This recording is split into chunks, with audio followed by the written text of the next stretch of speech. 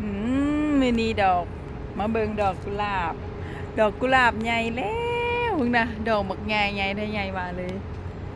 กระโจดตัดไปอันบักหลายๆอะไรนี่นะกระโจดตัดออกเบิดยังแต่สีแดงนี่เนาะทีนี้ส่วนนี้กระโจดตัดออกไปหมดแล้ว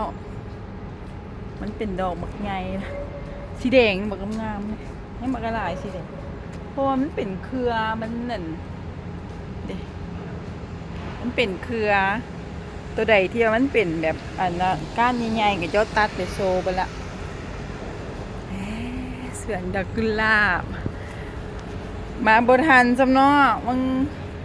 ทิศแล้วนี่ทิศก่อนนี่มันยังบ่ทันใหญ่บัดนี้ใหญ่แล้วก็เจ้ามาตัดไปเนาะอยู่อันมหาลัยกับเจ้าอันตัดไปโซอยู่ในแต่ละห้องค่ะนะ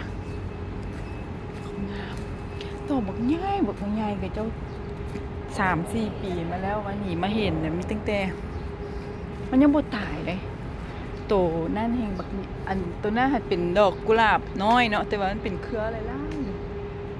ตัวนั้นมันส่วนหลายก็จะบ่ตัดไปดอกใจกันเนาะไปโชว์ใจกันนะแต่ว่าดอกใหญ่ๆใหญ่ๆหั่นน่ะไปโชว์ใจกัน